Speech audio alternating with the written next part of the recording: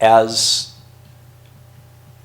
people become self-aware, I think the biggest and most powerful tool is, out of all of this, out of the story and everything else, is the self-awareness without the judgment. The ability to say, yes, I am learning without judging. And the way I learned it was when we were visiting the Apache, one of the tribal elders, senior people within the tribe, the political part of the tribe, I got to know quite well. It's now about midnight, and the desert is really cold. The sky was just totally black, and with the stars, it was like diamonds sprinkled on black velvet. And it seemed so huge. And you know, in the high desert, it gets to 100 during the day. It drops down to 40 Fahrenheit at night. It was very cold, or maybe mid 40s, low 50s.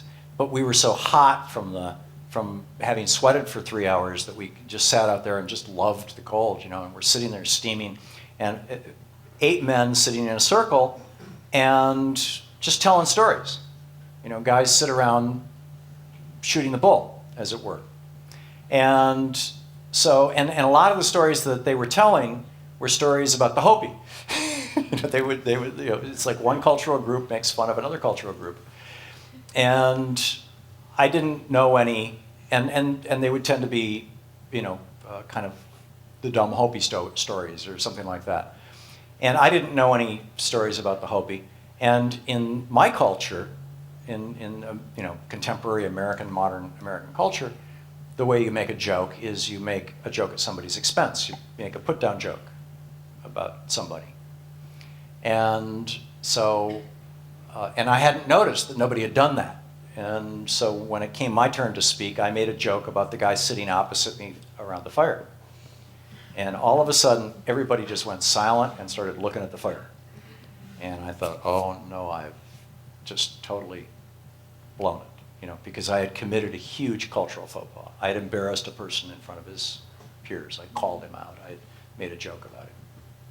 And so I was sitting there thinking, oh, what am I going to do? How do I, you know, are they going to throw me out? Have I humiliated my friend? Have I just, you know, what, you know, in another time might, you know, somebody be chasing me with a tomahawk? I mean, what?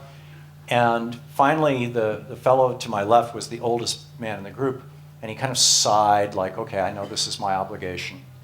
And he said, you know, there was a time when I was young and stupid, and I was off at school, and I made a joke about a friend of mine that hurt his feelings.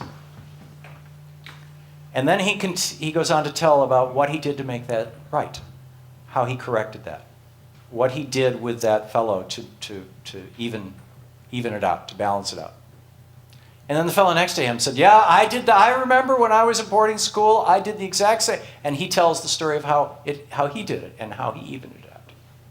And then the next guy tells the story, and then the guy opposite me who I'd made fun of, he tells his story of it. And it keeps going around until it gets around to me. And by the time it got around to me, I knew, because they had all taught me what I had to do with this fellow opposite me to clean it up.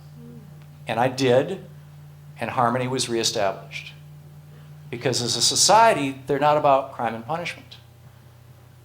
They're about keeping the circle intact, keeping the culture intact, healing people.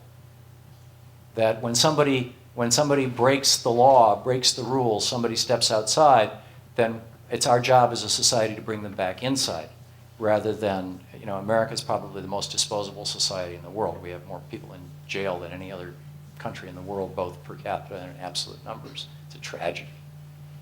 So the idea of redeeming people, of healing people, is such an important one, both culturally and individually. And telling stories about how things are done is just a very, very powerful way to accomplish that.